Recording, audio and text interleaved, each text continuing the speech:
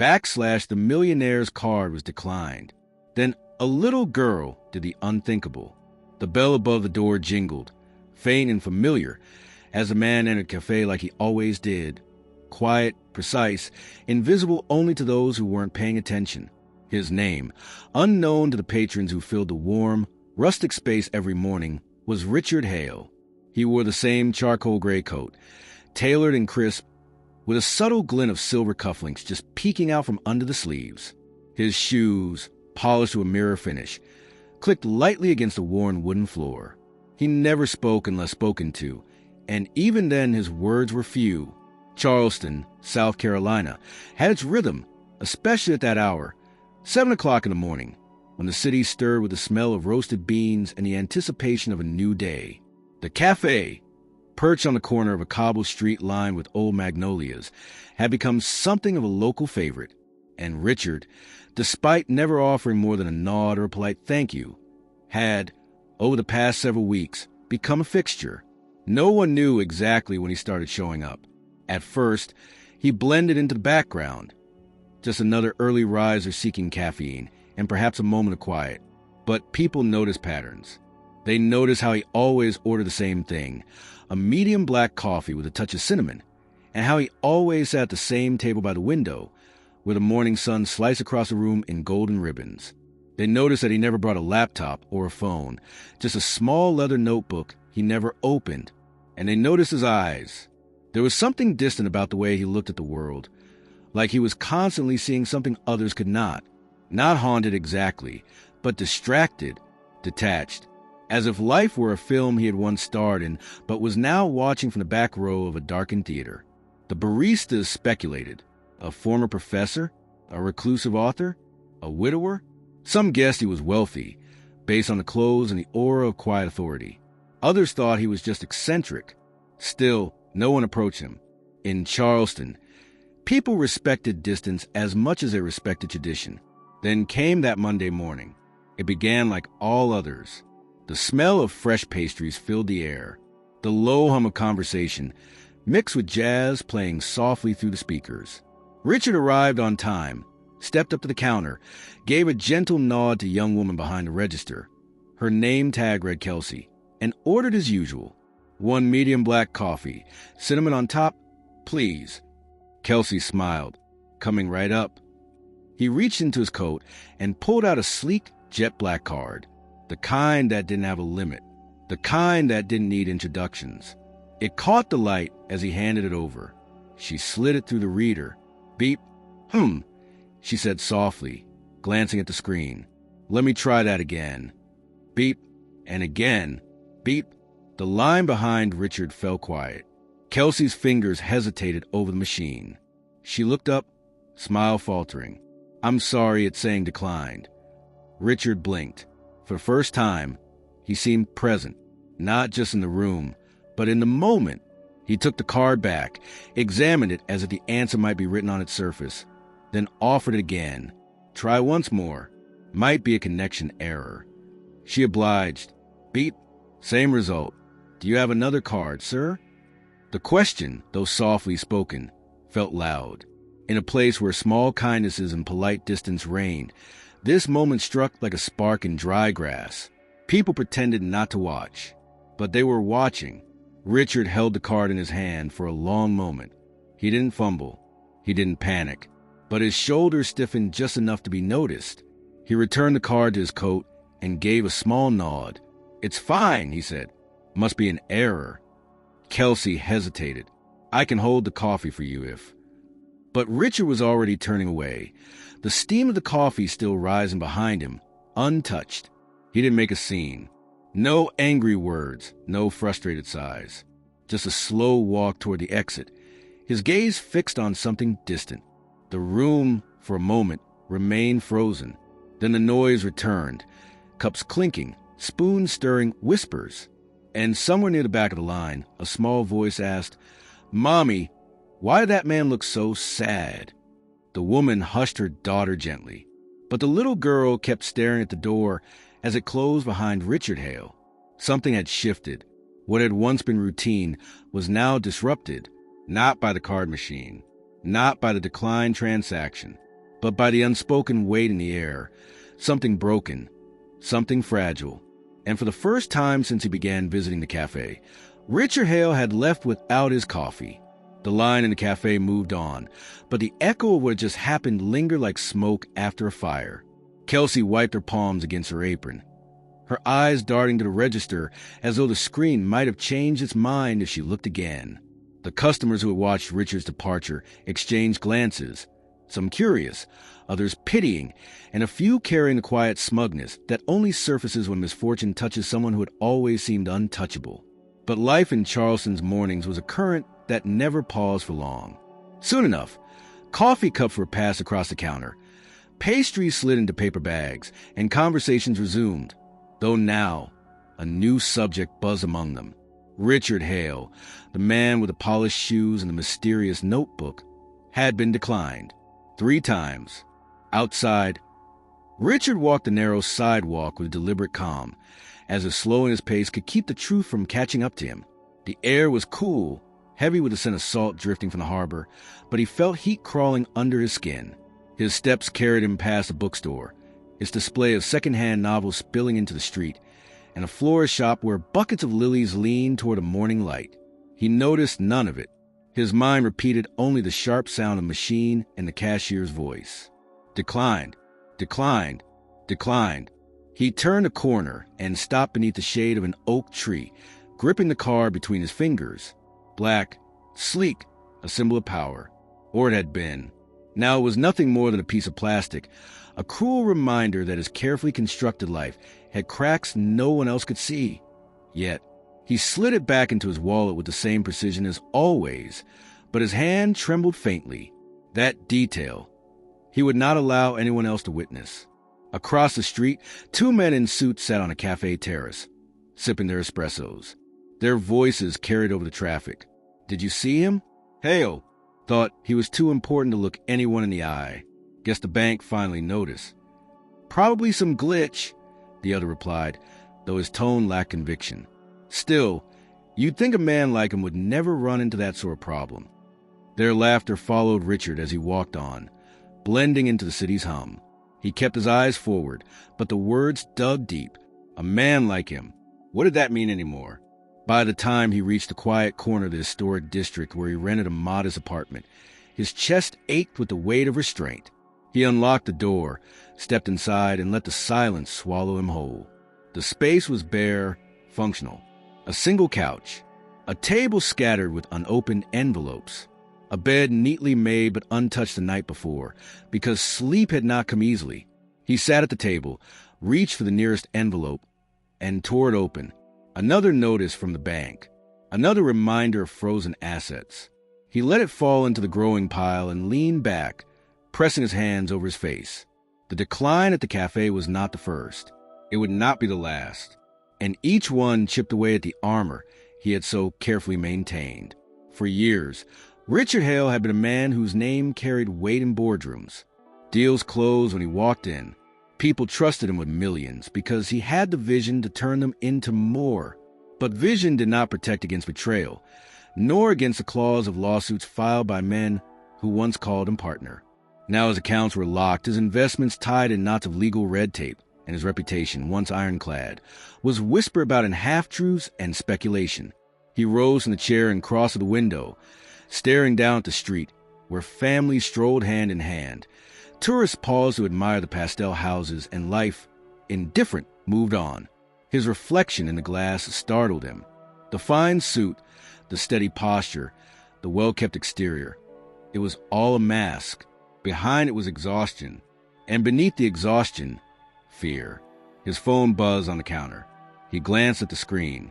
A number he recognized, though he had ignored it for weeks. The attorney. He let it ring until silence returned. He wasn't ready for more bad news. Not yet. Hours passed. He opened no more letters, answered no calls. He simply sat with the weight of his thoughts, replaying the moment in the cafe, the way the barista had looked at him with quiet sympathy, the way the room had grown heavy with silence. He had been exposed in a way that money, once upon a time, had protected him from. Vulnerability was something he had not allowed himself in decades. And now, It had forced itself upon him. That evening, hunger nudged him out into the streets again. He walked without purpose, passing diners with glowing signs and families gathered around plates of fried chicken and cornbread. He ended up at a quiet restaurant near the waterfront. He ordered the simplest meal on the menu and, with deliberate caution, paid in cash.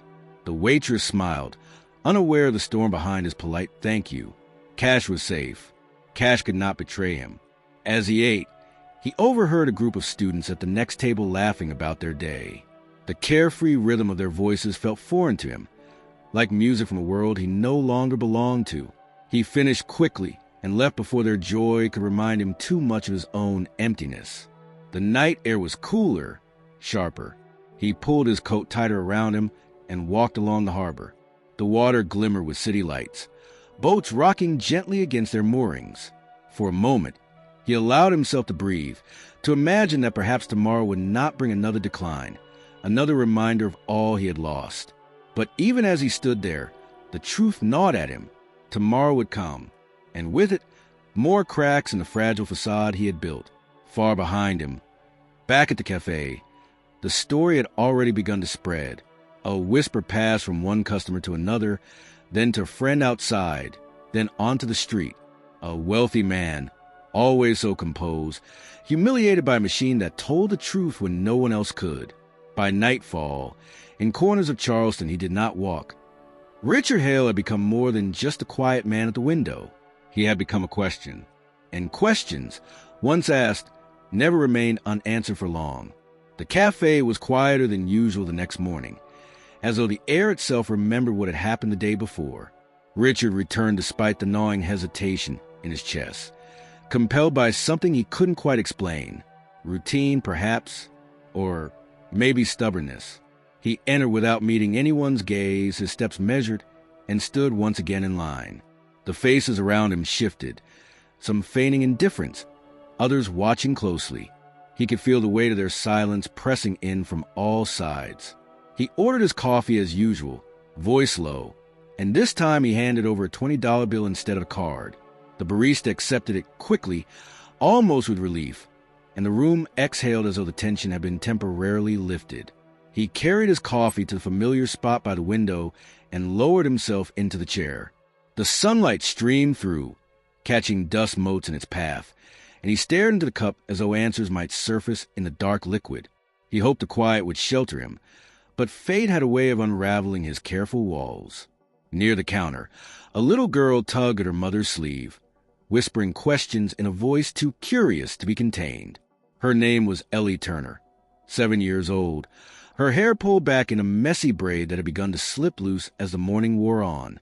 She clutched a worn stuffed rabbit under one arm, its fur faded from years of love. Her mother, Jessica, ordered their drinks while trying to gently hush her daughter, but Ellie's wide eyes had already found Richard. He looked different to her than he did to the adults. They saw a man of wealth, or the shadow of it. They saw polished clothes and the mystery of silence. Ellie saw something else, an invisible sadness, the kind she'd come to recognize in her short life, the kind that mirrored the quiet heaviness she often felt in hospital waiting rooms. She watched him with an innocence untouched by judgment, her small hand slipping into her pocket. When her mother wasn't looking, she pulled out a folded $5 bill she had been saving. Jessica noticed too late. By the time she realized where her daughter's gaze was fixed, Ellie was already walking toward Richard's table. The room again began to hush. Conversations faltered. The scrape of chairs slowed. Richard, lost in thought, only looked up when a shadow fell across the sunlight. She stood there, small and determined, the stuffed rabbit tucked under one arm and the bill in her other hand. "You can have this," she said simply, holding out the $5, "for your coffee." The word struck him harder than the decline the day before. He blinked, taken aback, and glanced from the money to the child. Around them, the cafe had stilled into silence. Jessica hurried forward, her face flushed with embarrassment. "Ellie, sweetheart, no, that's not." But Ellie didn't withdraw her hand. Her eyes never left Richard's face. They were steady, clear, untouched by the cynicism of the adults around them. "I want to," she insisted. You looked sad yesterday." Richard felt a strange heat rising in his chest, an unfamiliar tightness. He had endured the humiliation of failure, the cold bite of legal notices, the whispers of strangers. None of it had reached him the way this child's voice did. For a moment, he couldn't speak. Jessica placed a hand on her daughter's shoulder, her tone apologetic. "I'm so sorry. She means well, but—" He interrupted softly, his voice breaking through the stillness. "It's all right." He lowered his eyes to the bill again, then to Ellie's expectant face. Slowly, carefully, he reached out and accepted it. His hand shook faintly as their fingers brushed. "Thank you," he said, the words almost foreign on his tongue. Ellie beamed, satisfied, as though she had solved a problem too simple for the rest of the world to notice. Jessica, though torn between pride and mortification, managed a small smile of her own. "You don't have to keep it," she said quickly. She likes to help." Richard folded the bill once, then again, and tucked it gently into his pocket. "I'll keep it," he replied. His voice carried a weight no one else in the cafe could quite understand. Ellie nodded firmly, then turned and skipped back to her mother, her stuffed rabbit bouncing against her side. The quiet in the cafe lingered for a moment longer before life resumed, conversations picking up where they had left off. Yet the weight of what had just happened hung in the air like the aftertaste of something bittersweet. Richard sat back, the coffee cooling in his hand, and stared at the window. But this time, the glass didn't just reflect the mask he wore. He felt something crack, not in the way his reputation had crumbled, but in a softer, more dangerous way. Vulnerability had been forced upon him yesterday. Today, kindness had pierced through it, and for the first time in years, he didn't know what to do. When he finally left the cafe, he didn't walk as quickly. His stride lacked its usual precision. The city stretched around him as it always did. Brick streets, moss-draped trees, the distant call of gulls. But something inside him felt unsettled. He touched the pocket where the $5 bill rested, almost incredulous. That small piece of paper weighed more than all the checks he had signed in his lifetime. Back at home, he placed the bill on his desk, smoothing it flat with trembling fingers. He stared at it for a long time. The edges were frayed, the ink slightly faded, the paper soft from use. To anyone else, it was nothing. To him, it was both unbearable and invaluable. He couldn't explain why. He only knew that the look in Ellie's eyes had pierced something he thought was long gone. That night, as he sat in the dim apartment with the hum of the city outside his window, Richard realized that for all the wealth he had once possessed, he had never felt the weight of true generosity until it had been offered by a child with nothing more than $5 and unclouded eyes. And it left him shaken, uncertain of what tomorrow might bring. The morning stretched into hours that refused to dissolve, as though time itself had slowed after what had unfolded in the cafe. Richard walked the streets of Charleston without any real destination, the weight of the small bill still lingering in his pocket. Each corner he turned seemed to mirror the one before, brick facade with iron balconies, shop windows glinting with souvenirs for tourists, and couples pausing beneath the shade of magnolia trees. Yet nothing looked the same to him. The city, always familiar, now felt sharper, more exposed, like it was watching him as much as he was watching it. When he finally returned to his apartment, the room felt even smaller than usual, its silence pressing against him. He tried to occupy himself with the tasks that had become his routine, sorting through envelopes, setting aside those he still couldn't bring himself to open, pacing from the kitchen to the window and back again. But nothing settled him. The encounter with Ellie had stirred something he couldn't contain, something restless and alive. He tried to reason with himself. It was a child's gesture, nothing more. Yet, every time he closed his eyes, he saw her hand stretched out toward him, her eyes clear judgment, her voice steady in its innocence. The hours crept by until the sun dipped low over the rooftops. Hunger drove him back outside, but the city felt different in the amber light. Families filled the sidewalks, laughter spilling from restaurant patios. Richard walked aimlessly, avoiding the bustle, until he found himself back near the cafe. He hadn't meant to return, yet there he was, standing across the street, staring at the warm glow of its windows. Through the glass, he could see people gathered at tables, their lives unfolding with ease.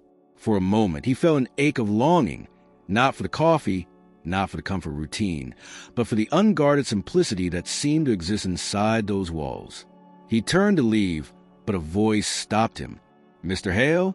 He froze, the name falling like a stone into still water. Slowly, he turned to see Jessica Turner standing a few feet away, Ellie holding her hand. Jessica looked cautious, her eyes carrying both curiosity and apology. Ellie, on the other hand, wore the same determined expression she had that morning, the stuffed rabbit still tucked under her arm. Richard straightened, his instinct pulling him toward the familiar armor of politeness. "Good evening," he said, his tone measured. Jessica offered a faint smile. "I wanted to apologize for earlier. Ellie has a way of acting before I can stop her."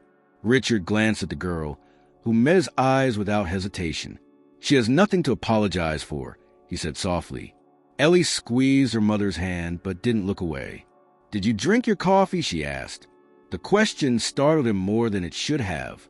He cleared his throat. "Yes, it was good." Satisfied, Ellie nodded as though she had confirmed something important. Jessica gave a small laugh, shaking her head. "She takes these things seriously," she said. "If she thinks someone needs help, she doesn't let go of the idea." Richard found himself studying Jessica now, noticing the weariness around her eyes, the careful strength in her posture. She looked like someone who carried burdens quietly, without asking for help. He recognized that. He lived it. "I appreciate what she did," he said finally, "more than I can explain." Jessica hesitated, then nodded. "Sometimes I think she sees things most of us miss." The silence stretched between them, not uncomfortable, but heavy with unspoken truths. Ellie tugged at her mother's hand. "Can he sit with us?" she asked suddenly, her voice cutting through the air with childlike boldness. Jessica's cheeks flushed. "Ellie..."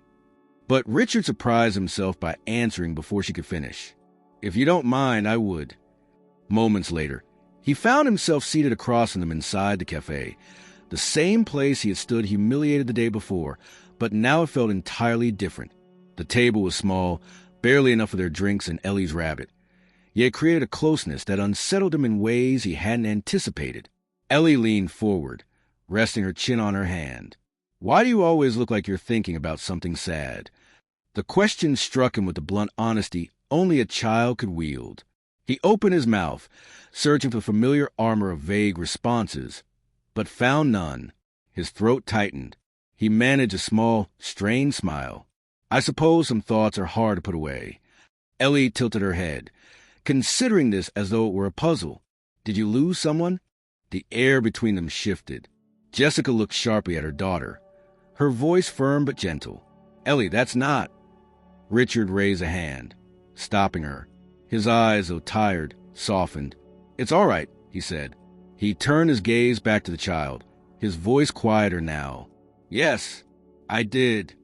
Ellie nodded solemnly, as though that answer, simple as it was, explained everything she had sensed. She didn't press further. Instead, she reached across the table and placed a stuffed rabbit in front of him. "When I feel sad, this helps." He looked at the worn toy. It seems loose, it's formatted, and something inside him twisted. Slowly, he touched the rabbit with his fingertips, careful not to disturb its fragile state. "Thank you," he whispered, his voice unsteady. Jessica watched him, her expression unreadable. For the first time in a long while, Richard felt exposed not by humiliation, but by connection. He wasn't sure which unsettled him more. When they left the cafe, the evening had deepened into twilight. Jessica offered a polite nod, guiding Ellie toward home. Richard remained behind for a moment, watching them walk away. The child skipping lightly, the mother's stride steady but tired. The image burned into him, a reminder of something he had thought lost him forever, a sense of belonging, of being seen not as a man of wealth or ruin, but simply as a man. As he walked back to his apartment under the glow of the street lamps, Richard carried with him the memory of Ellie's question, her solemn nod, and the touch of her small hand offering him comfort without hesitation. And for the first time in years, he felt the fragile stirrings of something he had not dared to hope for, the possibility of healing. The next morning dawned with a soft drizzle over Charleston, the kind that painted the cobblestones darker and left the magnolia leaves glistening like polished glass. Jessica Turner sat at her kitchen table, her phone in one hand and a steaming mug of coffee in the other. Ellie was at the counter, swinging her legs as she munched on a piece of toast, her stuffed rabbit perched beside her like a silent breakfast companion. Jessica scrolled through her messages, pausing at the draft of a post she had written late the night before.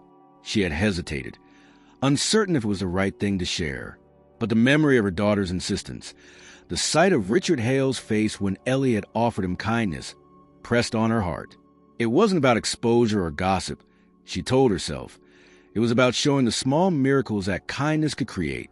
With a steadying breath, she tapped post. The photo she had chosen was simple. Ellie at the cafe, her small hand stretched toward Richard, her face bright with determination. She had taken it discreetly, almost without thinking, when the moment had unfolded. The caption read, "Yesterday, my daughter did something that reminded me what compassion looks like. She offered her saved allowance to a man who couldn't pay for his coffee.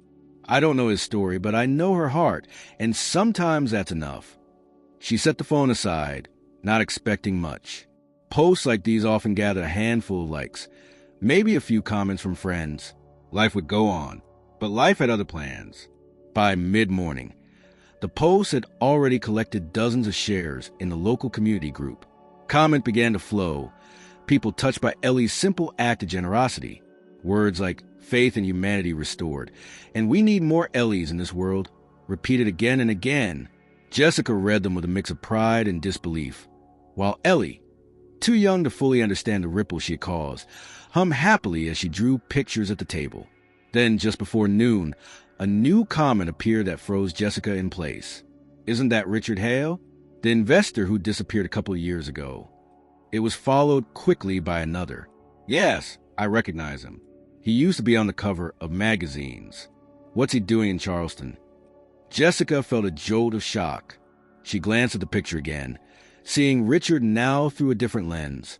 Investor, magazines, disappeared. The words circled in her mind like vultures. She had no idea who he was beyond the quiet man who had sat across from her and Ellie. Yet clearly others did. By evening, the story had spread beyond the group. Local news outlets began reaching out, some asking Jessica for permission to share the photo, others pressing for details about Richard. She ignored most of them, overwhelmed by the sudden surge of attention. Her phone buzzed constantly, the notifications stacking one after another until she silenced it. Ellie noticed the tension. "Mommy, did I do something wrong?" she asked softly, her wide eyes clouded with confusion. Jessica knelt beside her, brushing a loose strand of hair from her daughter's forehead. "No, sweetheart, you did something beautiful. Sometimes people they want to talk about it, but you didn't do anything wrong." Still, unease settled over her. She hadn't meant to expose Richard. He hadn't asked for attention. And yet, with one post, she had opened a door that couldn't easily be closed. Meanwhile, across town, Richard sat in his apartment with the blinds drawn. His phone, usually silent, now buzzed relentlessly. He had ignored it for most of the day, but curiosity finally got the better of him. He opened a browser, typed his name, and there it was. The post, the photo, the comments. He stared at the screen, his chest tightening. The image of Ellie handing him the $5 bill was everywhere. People debated his identity, his past, his sudden reappearance. Some defended him, recalling the charities he had once supported. Others speculated darkly about scandals, failures, and betrayals. His life, once so carefully guarded in silence, had been thrust back into the light without his consent. He closed the laptop sharply, the sound echoing through the room. His reflection in the darkened screen stared back at him, older, more worn than the man in those magazine covers. He felt anger at first, anger at the invasion, at Jessica for sharing, at himself for letting his guard down. But beneath the anger was something deeper, something that unsettled him more: fear. For 2 years, he had managed to vanish, to live unnoticed, stripped of the power and recognition that had once defined him. Now, with a single photograph, the world remembered. And remembering meant questioning. Questioning meant exposure. That night, as he sat in the dim light of a single lamp, Richard thought of Ellie, the clarity in her eyes, the simplicity of her kindness. She hadn't seen the investor, the millionaire, or the fallen man. She had only seen someone sad. And for reasons he couldn't yet explain, that truth gnawed at him even more than the swarm of speculation now gathering around his name. The city slept, but Richard did not. He lay awake, the sound of rain tapping against the window, his thoughts circling endlessly. He wondered how much longer he could keep the walls around his life intact. And deep down, though he would not admit it, he wondered what would happen when they inevitably collapsed. Because the story was no longer his to hide. It belonged to the world now, and the world was just beginning to ask questions. The night after the photos spread through Charleston, Richard sat in his apartment as though the walls themselves were closing in. He had drawn the blinds, unplugged the phone, and left the television off. Still, the noise of speculation seeped in from the outside world, invisible but relentless. The name he had buried for 2 years was alive again, not spoken with respect in boardrooms or quoted in glossy magazines, but whispered with curiosity in coffee shops, debated in online threads, and tossed around in careless comments. He tried to busy himself with simple tasks, boiling water for tea, stacking the unopened letters on his desk into neat piles, adjusting the position of the lamp until its light fell evenly, but none of it quieted the storm inside. At last he gave in. He sat at the table, pulled the stack of envelopes closer, and opened one. The letterhead was familiar, a bank seal in sharp blue ink. The words, though different from the ones he had read before, carried the same message: frozen assets, restricted access, pending litigation. He set it aside, opened another, a summons, another, a notice of forfeiture. Each sheet of paper carried the weight of betrayal, the evidence of what had been stripped from him by men he had once called friends. He leaned back in a chair, the pile of open envelopes spreading across the table like a battlefield. His thoughts traveled backward, unspooling the years he had tried to lock away. Richard Hale had not grown up with wealth. His childhood was marked by long summers in a small town outside Columbia, South Carolina, where his father worked at a hardware store and his mother took shifts at a diner. He remembered evenings when the power bill had been a question mark, when his mother would light candles and call it an adventure to soften the truth from those beginnings. He had carved a path with nothing but ambition and an iron will to escape the limits of his circumstances. By his early 30s, he had done more than escape. He had conquered. He became the name whispered at conferences, the man who saw opportunities others missed. His investments transformed small ventures into empires. He was interviewed, photographed, celebrated. Charleston magazine had once labeled him the city's quiet power. He wore the title like armor, but power breeds envy, and trust can curdle into betrayal. His closest partners, men who had once toasted his victories, turned on him when fortunes shifted. A lawsuit emerged, first as a rumor, then as a weapon. Allegations of misconduct, disputes over contracts, whispers of fraud, all sharpened into blades aimed at him. Richard fought back, confident in his truth, but confidence was not enough. The courts had frozen his accounts. Investors pulled out. His name became less a promise and more caution. He told no one the whole story, not his distant relatives, not the few friends who had tried to reach out in the early days, and certainly not the public. Silence was his shield, but silence was also his prison. Now, as the community buzzed about him once more, Richard felt the walls of that prison tighten. The world thought him as a ghost who had reappeared. They speculated about the millions, about hidden scandals, about where he had been. No one spoke of the truth, that he was a man stripped bare, surviving on the remnants of pride and the routine of anonymity. He rose from the table and crossed to the window, pulling the blinds back. He stared at the street below. A group of college students walked past, laughing as they shared an umbrella too small for all of them. Their laughter echoed upward, a reminder of life untouched by ruin. He envied them in a way he never would have admitted before, envied their freedom to laugh without weight. A knock at the door startled him. He froze, every muscle tightening. No one ever came here, not unannounced. For a long moment, he did not move. The knock came again, firmer this time. He stepped closer, his voice low. "Who is it? Mr. Hale?" The voice was male, polite but firm. "It's Michael Darnell, Charleston Herald. I'd like a moment of your time." Richard's stomach dropped. He didn't respond. After a pause, the voice continued. "I understand you don't want to talk, but people are asking questions. They'll keep asking. I thought you might want to tell your side of the story." Richard said nothing, his breath caught in his throat. After a moment, footsteps retreated down the hall, the echo fading. He remained frozen until silence returned. Then, slowly, he closed the blinds again, his hands trembling. He sank onto the couch, running his fingers through his hair. The journalist's words replayed in his mind. "Tell your side of the story." The thought unsettled him. He had buried that story so deep, convinced no one deserved to hear it, that speaking aloud now felt impossible. And yet, beneath the fear, there was another truth. Ellie's face appeared in his mind, her quiet determination, her question that had cut straight to the heart. "Did you lose someone?" Yes, he had lost more than someone. He had lost himself. The clock ticked steadily into the night, each second pressing him further into the weight of his past. He realized then that the world would not allow him to stay hidden much longer. Secrets, no matter how carefully kept, had a way of surfacing, and the tide that carried his name again was rising fast. As he finally laid down, staring at the dark ceiling, one thought lingered above the rest. Sooner or later, he would have to face not just the world, but himself. And when that moment came, he had no idea what kind of man he would find staring back. The following morning, Charleston awoke under a brilliant stretch of clear sky, the rain of the previous night having washed the streets clean. The cafe, as always, filled with familiar rhythm, the hiss of the espresso machine, the clink of mugs, the murmur of conversation. But for Richard Hale, crossing the threshold once more was no simple act of routine. Every step into that room felt like a test, every face a potential witness.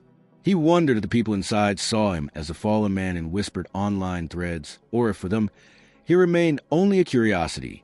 He ordered quietly, again paying with cash, and was about to retreat to his window seat when a small voice stopped him. "Mr. Hale." He turned.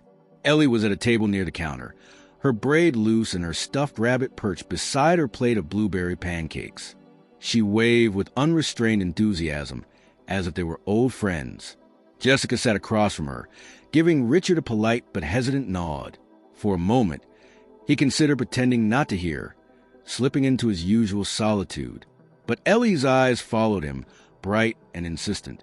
Against his instinct, he walked toward their table. "Good morning," he said, his tone measured. "Sit with us." Ellie announced. "There's room."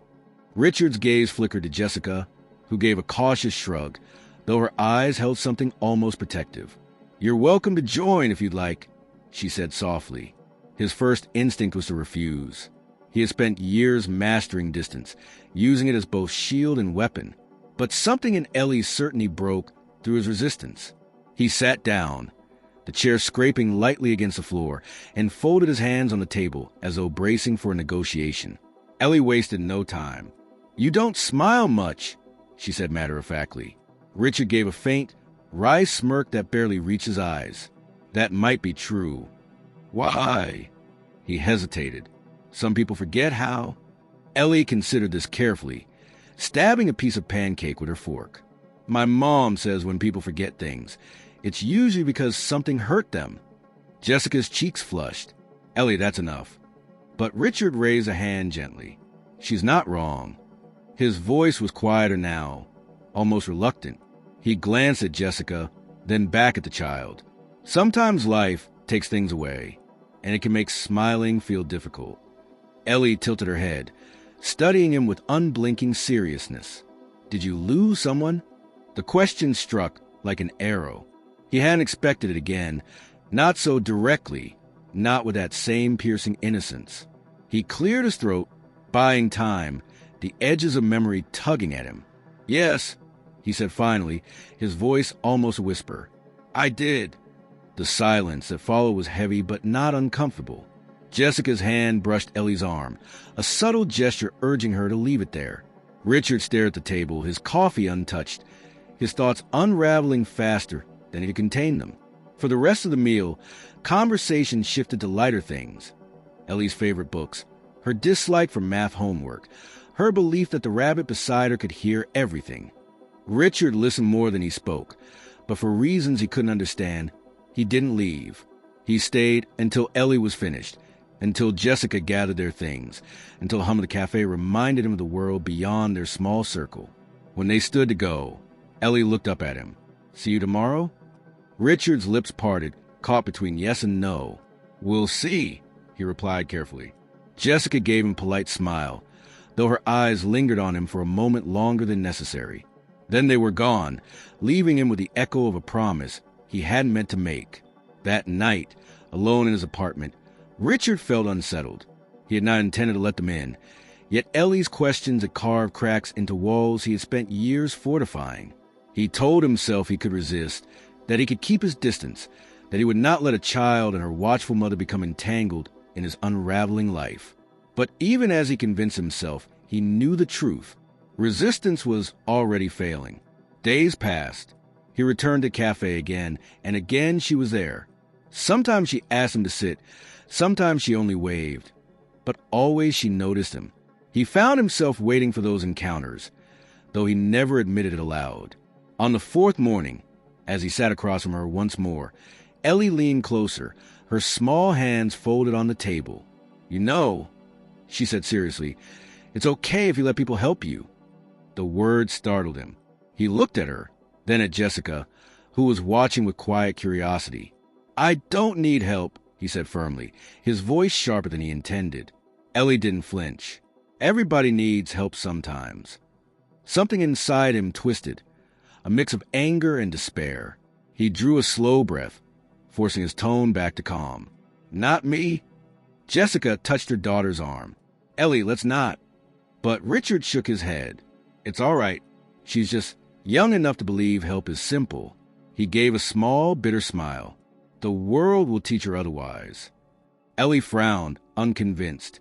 "Maybe, or maybe you just forgot."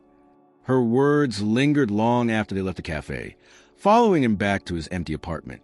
He replayed them over and over, unable to shake the strange mix of defiance and truth in her voice. He had spent so long refusing help, equating it with weakness, with surrender. But what if refusing had cost him more than he realized? That night, as the city quieted under the soft glow of street lamps, Richard sat at his desk, the unopened envelope still stacked neatly before him. He picked one up, then set it down again. His hand drifted instead to the drawer, where the folded $5 bill lay hidden. He unfolded it slowly, staring at the worn paper until his vision blurred. Everybody needs help sometimes. The words haunted him. He wanted to dismiss them. But deep down, he knew Ellie Turner had seen through him more clearly than anyone else ever had. And that truth was more terrifying than all the lawsuits and frozen accounts combined. The envelope looked no different from the others, plain and white with his name printed neatly in black. Yet the weight of it in Richard's hands was heavier than anything he had touched in months. He sat at the small kitchen table, staring at the seal as if opening it might unleash something irreversible. The silence of the apartment pressing around him, broken only by the ticking clock on the wall. At last, with a slow, deliberate motion, he tore it open. The words blurred at first, his eyes refusing to cooperate, but he forced himself to read every line. The final appeal had been denied. His former partner, the man he had once trusted more than most, had won. All of Richard's remaining assets, those tied up in endless legal battles, were now declared unavailable to him. The verdict was final. He let the letter fall to the table, his hand trembling as it slid from his grip. For months he had lived with the illusion that there might still be a chance, that the system would recognize his truth. Now that illusion was gone. What remained was an emptiness that spread through him like ice. He stood abruptly, pacing the narrow space of the apartment. His mind raced with the weight of the past 2 years. The boardrooms, the betrayals, the hearings where lawyers spoke about him as though he weren't even in the room. He thought of the night spent alone with unopened letters, convincing himself that silence was strength. And now, after all of it, there was nothing left to fight for. The anger came first. Hot, sharp, bitter. He wanted to curse his partner's name, to lash out at the injustice, to break something, anything. But when his fist slammed against the wall, the anger collapsed into despair. He sank into the chair again, pressing his hands over his face. Pride had kept him standing this long, pride in the refusal to let the world see him broken. But the truth was clear now. He had nothing, not the fortune he had built, not the respect he had once commanded, not even a faint hope of reclaiming them. As the hours passed, a decision began to take shape in his mind. He could not stay here, not in Charleston, not in the city where whispers of his past now floated freely. The cafe, the glances from strangers, the journalists at his door. It was only a matter of time before the fragile anonymity he clung to shattered completely. Leaving was the only choice. That night, he pulled out the old leather suitcase from under his bed. He had not used it in years, but its scuffed edges and worn handles still carried a memory of airports and hotel rooms, of a life that once moved quickly and decisively. He opened it on the bed and began to pack with mechanical precision. A few shirts, a pair of shoes, the charcoal gray coat that had become part of his daily armor. The small leather notebook went in too, though he had not written in it for months.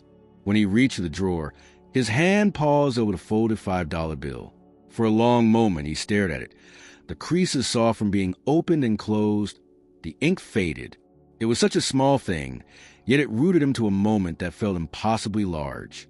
He hesitated, then slipped it carefully into the suitcase, tucking it between the pages of the notebook. Morning came too quickly. He had not slept, only sat by the window as the sky lightened over the city. The streets below bustled with the familiar rhythm of Charleston life, but for him, the city already felt distant, as though he were watching it from another place entirely. He told himself he would leave quietly, without farewells, without explanations. He had nothing to offer anyone, least of all the child who had seen him with unclouded eyes. Yet, as he zipped the suitcase closed, a thought intruded, sharp and insistent. He could not leave without seeing her once more. Not Jessica, not the curious townspeople, not the faces in the cafe. Just Ellie. He told himself it was only to return what she had given him, to assure her that he would not carry her kindness as a debt. But deep down he knew it was more. He needed to see her because, in all the emptiness of his collapse, she was the only light that had reached him. With the suitcase in hand, he stepped into the morning air. The city smelled of bread from the bakery down the street, of fresh coffee and salt drifting in from the harbor. He walked the familiar path to the cafe, his chest tightening with every step. He rehearsed the words in his mind, simple and polite, the kind that would let him slip away without questions. When he reached the door, he pushed it open, the bell chiming softly above. He scanned the room, searching for the small braid, the stuffed rabbit, the child's bright gaze. But the table where she usually sat was empty. He approached the counter, his voice low. "Is the Turner girl here today?" he asked. Kelsey, the barista, shook her head. "No, haven't seen her this week. Her mom usually brings her in pretty regular, but not lately." A hollow worry opened inside him. "Do you know why?" Kelsey hesitated, lowering her voice. "I think she's in the hospital. Someone mentioned it yesterday. Something about her heart." The words hit him harder than a letter, harder than any verdict or frozen account. The suitcase in his hand suddenly felt impossibly heavy. He stood there, stunned, the chatter of the cafe fading into a dull roar. Without another word, he turned and walked back out into the sunlight, his steps quickening down the street. He had been ready to disappear, to leave without a trace, but now he found himself moving in the opposite direction, toward answers, toward the hospital, toward the girl whose kindness had pierced him in a way nothing else had. For the first time in years, his heart raced not with fear of loss, but with urgency, because now he knew he could not leave Charleston, not yet, not until he understood what had happened to Ellie Turner. The hospital rose above the streets of Charleston in stark contrast to the pastel houses and cobblestone charm of the city. Its glass facade gleamed under the morning sun, polished and modern, sterile and unwelcoming. Richard stood at the entrance for a long moment, suitcase still in hand, his pulse hammering in his ears. He He had faced judges, investors, journalists, rooms filled with people waiting to tear him apart. And yet, this building unsettled him more. He took a breath, squared his shoulders, and stepped inside. The lobby smelled faintly of disinfectant and coffee. Nurses and scrubs moved with purposeful strides, their sneakers squeaking softly against the polished floors. Families sat in clusters, some talking in hushed tones, others staring blankly at the floor. Richard approached the front desk, his voice low but steady. "I'm looking for a patient. A little girl, Ellie Turner." The receptionist typed quickly, eyes fixed on her screen. "She's on the pediatric floor. Room 417. The words hit him like a final confirmation. Ellie wasn't simply absent from the cafe. She was here, behind these walls. He nodded his thanks and made his way to the elevators, each step heavier than the last. When the doors opened on the fourth floor, the world seemed to quiet. The halls were lined with painted murals of animals and balloons, an attempt to soften the edges of illness, but nothing could disguise the faint beeping of monitors, the soft shuffle of nurses, the lingering air of worry. Richard moved down the hall, his heart thudding in rhythm with the machines around him, until he reached room 417. Through the window in the door, he saw her. Ellie lay in a hospital bed, her small frame dwarfed by the crisp sheets and wires that connected her to machines. The stuffed rabbit sat at her side, one ear tucked under her arm. Her braid had come undone, hair falling loose around her pale face, but her eyes, those steady, unflinching eyes, were open, staring at the ceiling as though deep in thought. Before he could gather himself, the door opened. Jessica stepped out, her expression weary, her eyes shadowed with sleeplessness. She froze when she saw him, surprise flashing across her face. "Mr. Hale?" she said, her voice a mix of confusion and caution. He swallowed hard. I heard she was here." Jessica glanced back into the room, then closed the door gently behind her. She studied him for a moment, taking in the suitcase at his side, the weariness in his eyes. "Why are you here?" The question was simple, yet it cut deep. He could have said he was leaving town, that he had only wanted to say goodbye. But the truth rose in his chest, undeniable. "Because she mattered," he admitted quietly. "More than I realized." Jessica's shoulders softened, though her expression remained guarded. She folded her arms, leaning against the wall. "Ellie has a congenital heart condition. We've known since she was a baby. We've been waiting for a transplant for months now. The doctors, they're doing everything they can." Richard felt the air leave his lungs. He had expected illness, but not this, not something so cruel, so final in its uncertainty. "And the treatments? Are they helping?" Jessica hesitated. "Some, but not enough. The waiting list is long. Until then, we just hold on." The silence stretched between them, filled only by the muffled sound of monitors from inside the room. Richard's gaze dropped to the suitcase still in his hand, the symbol of his escape. He set it down gently against the wall, as though placing it there tethered him to this place. "Can I see her?" he asked, his voice unsteady. Jessica studied him for a long moment, as though weighing the risk. Then she nodded, just for a few minutes. "She'll be glad." Inside, the room was quiet except for the soft rhythm of machines. Richard stepped closer to the bed, unsure what to do with his hands, his breath catching in his throat. Ellie turned her head slowly, and when her eyes met his, they lit up with recognition. "You came," she whispered, her voice faint but steady. He forced a smile, though his chest ached. "Of course I did."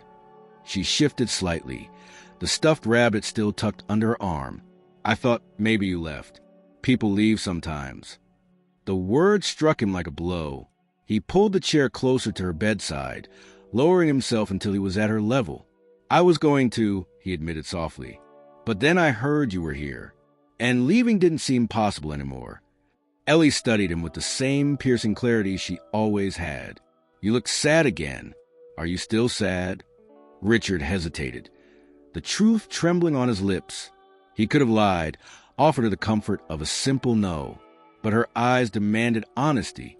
"Yes," he said quietly, "but seeing you, it helps." A faint smile touched her lips, small but genuine. "Then I'm glad you came." Jessica watched from the doorway, Her arms crossed, her expression unreadable. For a moment, she saw her daughter's face brighten in a way it hadn't in days. Something softened in her gaze as she turned back to Richard. He sat with Ellie longer than he had intended, answering her questions about the city, about the cafe, about whether he still had the $5 bill. When he admitted he kept it safe, she nodded approvingly, as though this confirmed something important. Eventually, her eyelids grew heavy, the weight of exhaustion pulling her toward sleep. Richard remained seated, watching the rise and fall of her chest, the fragile rhythm of life sustained by machines.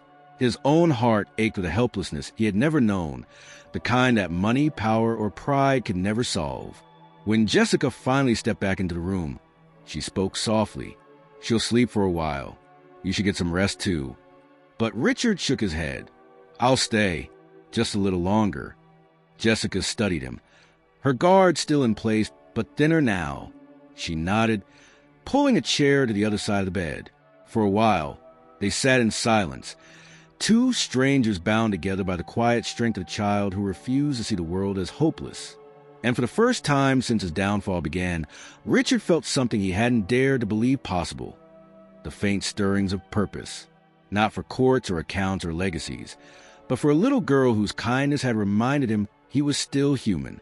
The soft glow of the monitors painted Ellie's hospital room in hues of green and amber, the steady rhythm of beeps marking time in a way that no clock could. Richard sat in the chair beside her bed, his elbows resting on his knees, watching her sleep. Each shallow breath she took seemed like both a promise and a gamble, fragile in its persistence. Jessica sat across from him, arms folded, exhaustion evident in the slump of her shoulders. For a long while neither spoke.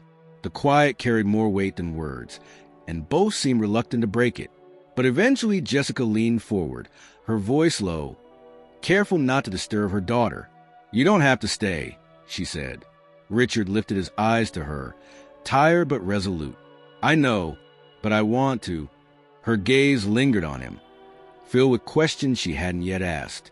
Finally, she exhaled. "Most people don't. Not when they realize what this really is." He frowned faintly. "What do you mean?" Jessica hesitated, then pulled a folded flyer from her bag and set it on the small table between them. It was creased from being handled too often, the edges worn. Across the top in bold letters were the words "Help Ellie's Heart." A picture of Ellie, smiling with her rabbit in her arms, looked up at him. Richard picked it up, smoothing the creases with careful hands. "You've been fundraising." She nodded. "Insurance covers a lot, but not everything. The medications, the hospital stays, the travel if we get called for a transplant in another state. It adds up, more than I can manage." Her voice cracked, but she steadied it quickly. "I started the campaign months ago. Friends, neighbors, people from church, they've given what they can, but it's not enough." Richard stared at the flyer, the smiling child who now lay pale and frail, only a few feet away. He had lived a life where money solved problems, where numbers on a ledger determined outcomes, where checks signed in his name opened doors. Yet here was a problem money couldn't solve entirely, a problem so brutally indifferent to wealth that even when combined with generosity, it fell short. "I had millions once," he murmured, more to himself than to her. "And now, when it might actually matter, I have nothing." Jessica studied him, her expression unreadable. Ellie didn't care about that. She just saw someone who looked like he needed kindness.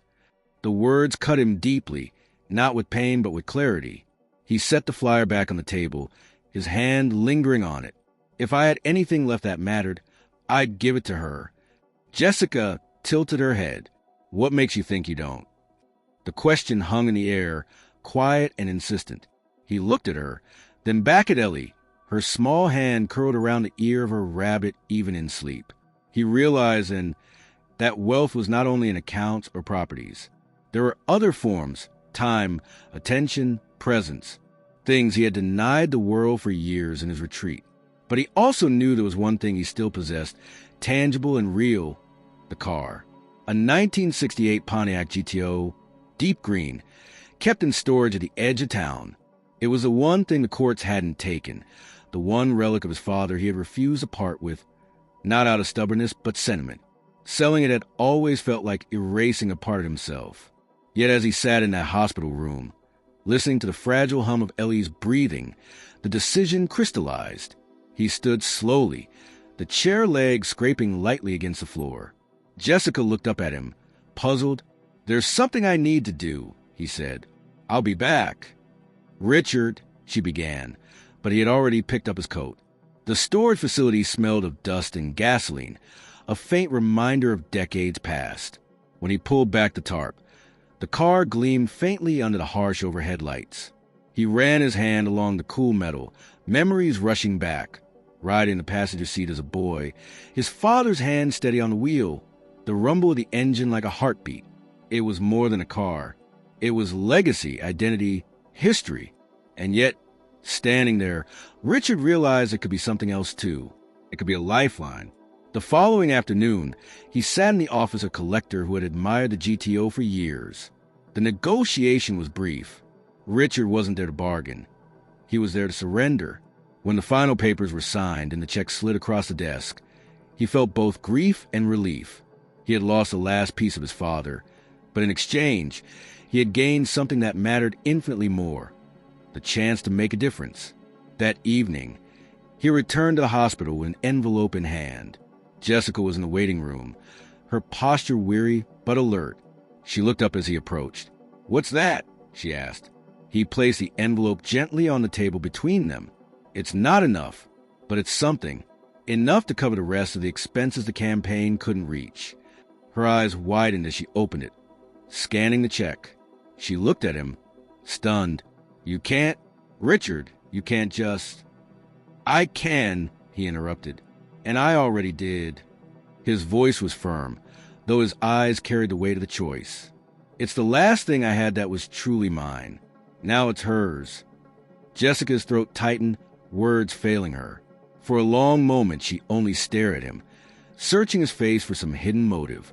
But there was none. "Why?" she whispered at last. Richard glanced toward Ellie's room, where the faint glow of the monitor still pulsed through the small window.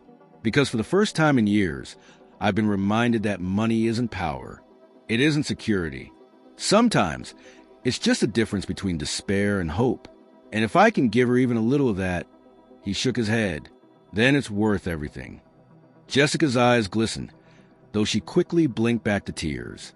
She placed a hand over the envelope, grounding herself in the weight of it. "You don't realize what you've done."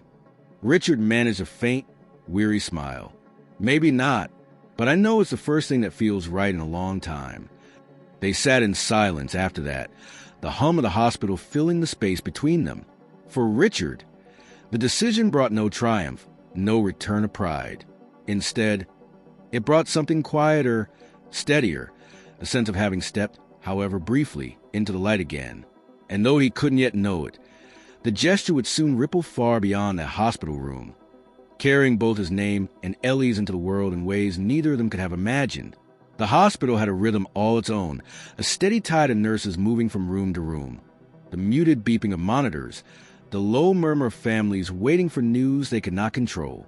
For a few days after Richard handed Jessica the envelope, that rhythm remained unchanged. Ellie rested, drifting between moments of sleep and sudden bursts of energy that left everyone around her grateful for even the smallest glimpses of her spirit. But outside the walls of room 417, something was shifting. The act that Richard had considered private, quiet, almost sacred, was not destined to remain so. It began with the collector. The man who had bought the Pontiac GTO could not keep the story to himself. Over drinks with a friend, he shared it. How Richard Hale, once the name in every financial column, had sold his last prized possession not to salvage his own fortune, but to pay for a child's medical expenses. By the end of the evening, the story had passed through 3 more mouths. Within 24 hours, it had reached the ears of a young reporter at a local paper. Michael Darnell had been chasing Richard Hale's name for weeks, ever since Jessica's post with the cafe photo ignited speculation. When the tip reached him, he didn't hesitate. He followed the lead to the collector's office, confirmed the details, and pieced together the outline of something remarkable. The story was no longer about a fallen investor living in quiet obscurity. It was about redemption, sacrifice, and a little girl whose simple kindness had set everything in motion. The article was published 2 days later. Its headline stretched across the Charleston Herald. From millionaire to unknown, Richard Hale's final gift for a child in need. The story spread quickly, picked up by regional outlets, then national ones. Richard's photo, once confined to business magazines, now appeared beside headlines that spoke of humility and generosity. The cafe photo resurfaced, paired with new images of the hospital fundraiser.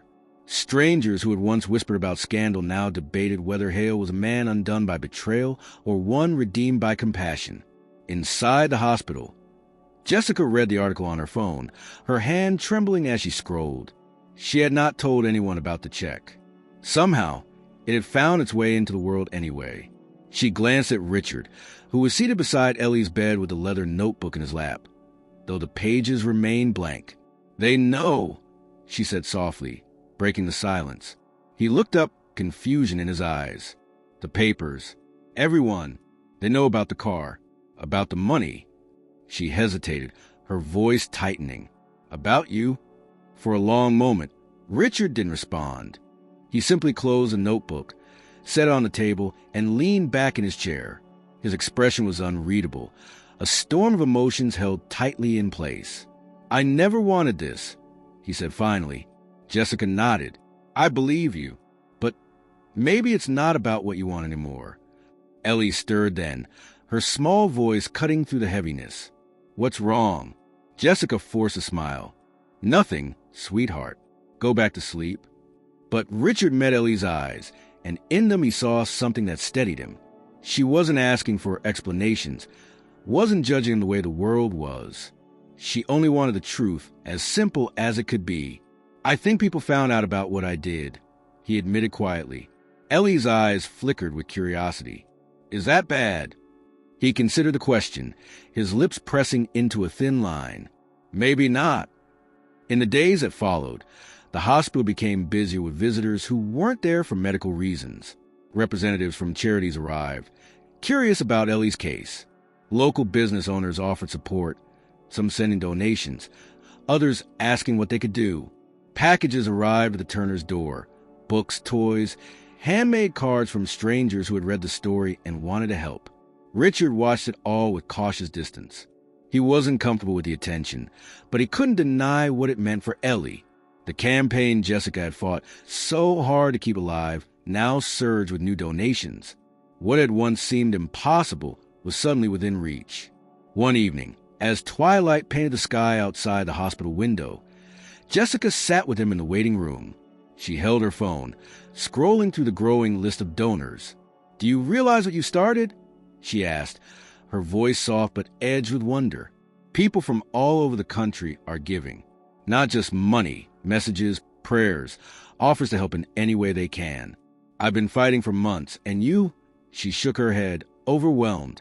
"You gave up the one thing you had left, and it lit a fire I couldn't." Richard's jaw tightened, his eyes on the floor. "It wasn't supposed to be about me." Jessica leaned closer. "It isn't. It's about Ellie. But people needed a story to believe in, and you gave them that."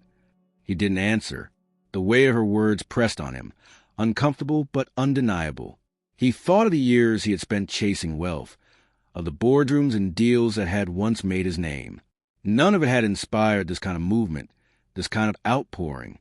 And now, when he had nothing left but a gesture born of desperation and sincerity, the world had noticed. Later that night, as he sat once more by Ellie's bedside, she stirred awake and whispered, "Are you leaving again?" He shook his head. "Not tonight."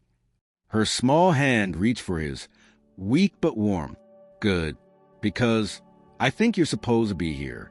The word struck him with a clarity he hadn't known in years. For the first time since the fall of his empire, Richard Hale stopped thinking about what he had lost and began to wonder what he might still give.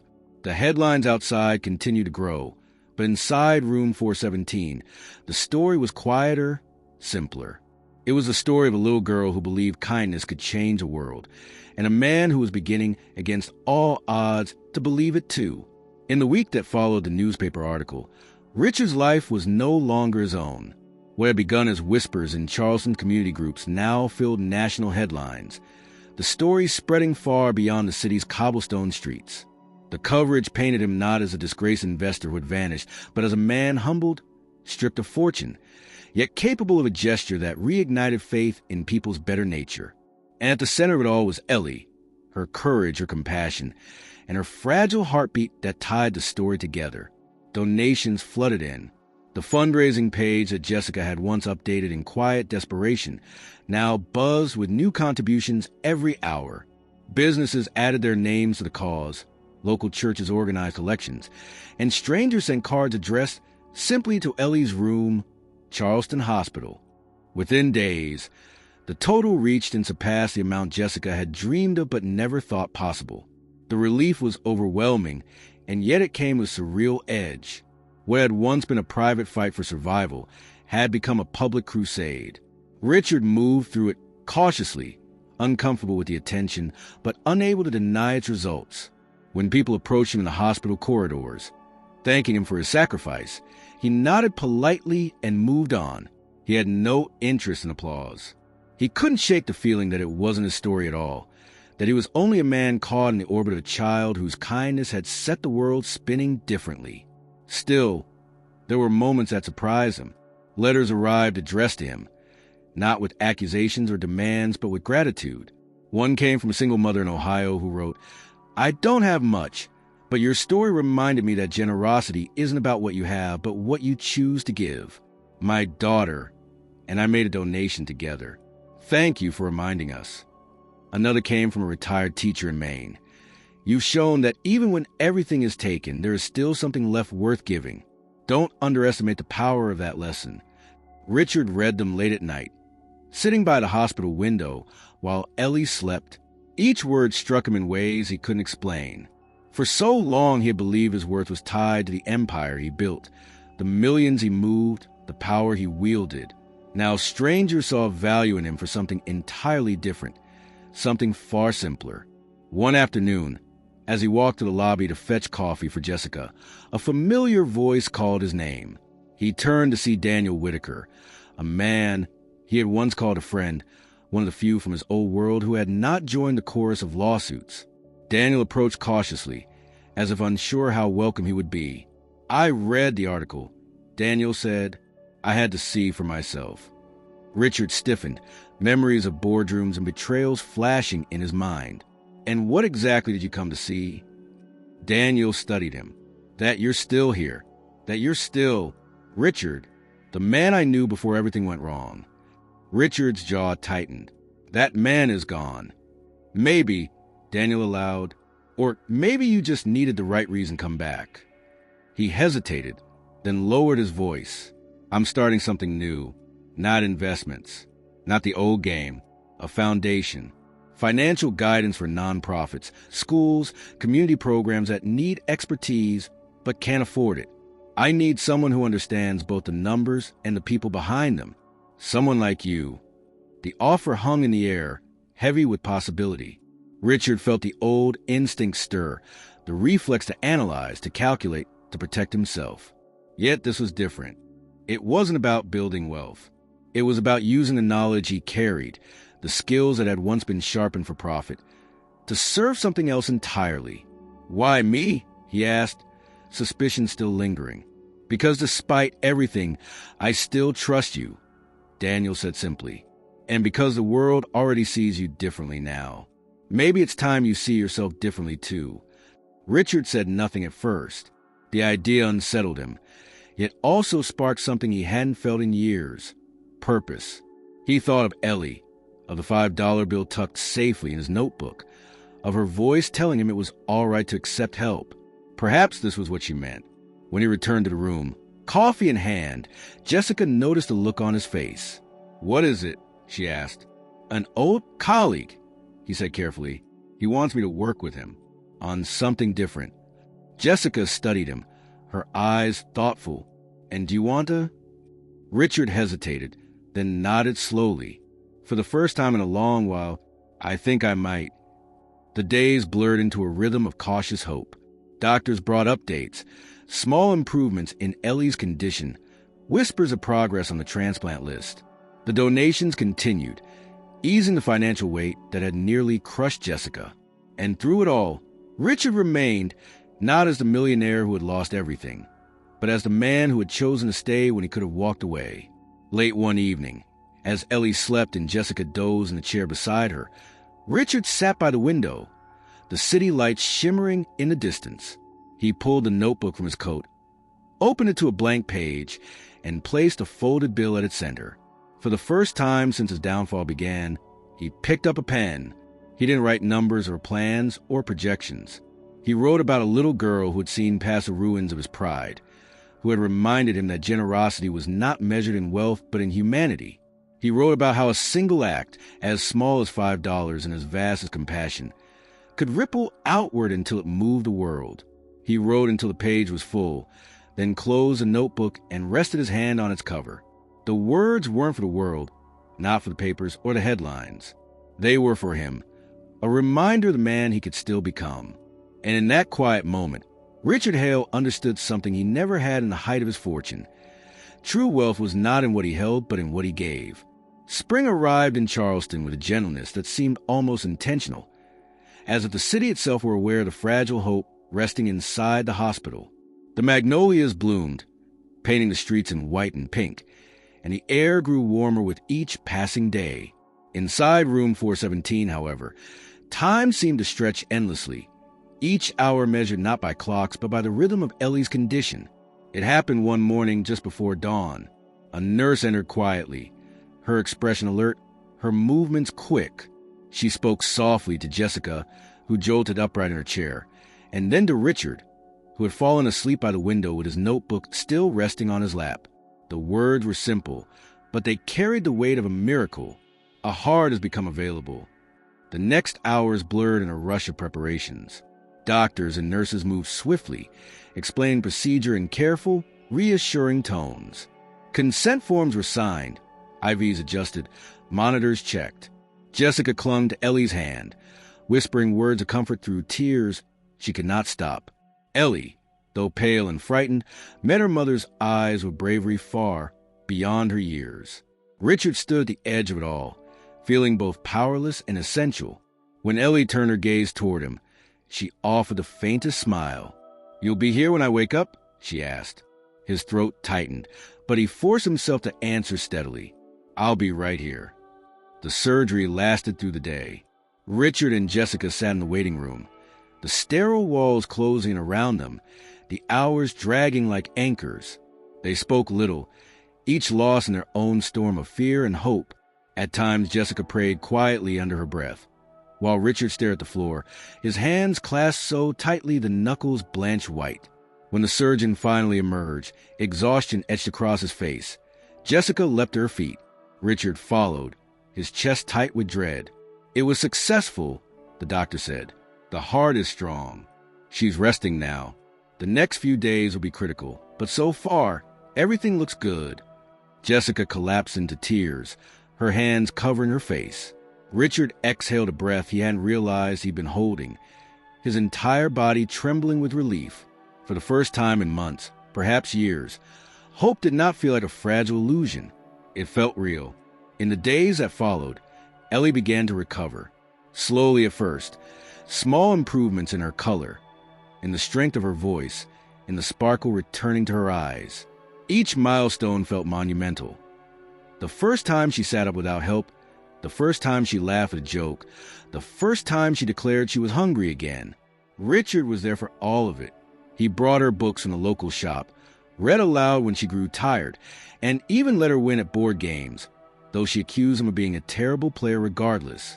Jessica often watched these moments in silence, her gratitude unspoken but clear in the softness of her gaze. Weeks passed, and eventually Ellie was cleared to return home. The day she left the hospital, a small crowd gathered outside, neighbors, donors, strangers who had followed her journey. They cheered softly as she was wheeled through the doors, her rabbit perched proudly on her lap. Richard walked beside Jessica, feeling out of place in the attention, but unwilling to step away. Life outside the hospital moved forward. Jessica's home became filled with flowers, cards, and the quiet chaos of recovery. Ellie regained her strength quickly, her laughter filling the rooms with a brightness that seemed to erase the shadows of the past months. And through it all, Richard remained not as a visitor but as something closer to family. He also began a new life of his own. Daniel's offer had not gone unanswered. Within weeks, Richard joined the foundation, lending his expertise not to investors or corporations but to schools and nonprofits struggling to survive. At first, he worried he would not belong, that his past failures would weigh too heavily, but he soon discovered that the work was different, purer. His skills were no longer weapons in competition, but tools for building. One afternoon, months later, he sat in a small conference room with a group of teachers from a struggling public school. They spoke not of profits but of after-school programs, of keeping children safe and inspired. When Richard outlined a plan to stabilize their budget, the gratitude in their eyes was unlike anything he had known in boardrooms. It was then he realized this was wealth, not in numbers, but in meaning. Charleston began to see him differently, too. He was no longer the mysterious millionaire in the cafe, nor the disgraced name in old headlines. He became known simply as Richard, the man who helped, the man who stayed, the man who had given when he had little left to give. One evening, Jessica invited him to join them at a new cafe in the neighborhood, a place smaller and quieter than the one where everything had begun. Richard arrived to find Ellie already at a table, her rabbit still faithfully by her side. She waved him over with the same unrestrained joy as always. "Uncle Rick," she called, the nickname she had given him weeks earlier now spoken as if it had always been his. He smiled, genuinely fully, as he sat down across from her. Jessica watched the two of them, her eyes warm, her expression lighter than he had ever seen it. As Ellie chattered about school and the friends she had made since returning home, Richard found himself looking around the cafe. The laughter, the smell of fresh coffee, the sunlight spilling to the windows. It all felt familiar, yet utterly transformed. He thought of the day his card had been declined, the humiliation that had felt like an ending, and he realized now it had been something else entirely. A beginning. He reached into his notebook, pulling out the folded $5 bill. He placed it gently on the table, smoothing its worn edges. Ellie's eyes lit up. "You still have it," she exclaimed. "Of course," he said. "It reminds me of the day you taught me what wealth really means." She tilted her head, curious. "What does it mean?" Richard smiled, his voice steady and sure. "It means having something worth giving. And I think you're the richest person I know." Ellie grinned, satisfied with the answer, and returned to her pancakes. Jessica's hand brushed Richard's lightly on the table, a quiet acknowledgement of everything that had passed between them. For the first time in years, Richard Hale felt at peace. His fortune was gone, but in its place, he had found something far greater: family, purpose, and the unshakable truth that true wealth was never what you owned, but in what you shared. And as laughter filled the little cafe, he knew that his heart, once closed and guarded, had finally been accepted.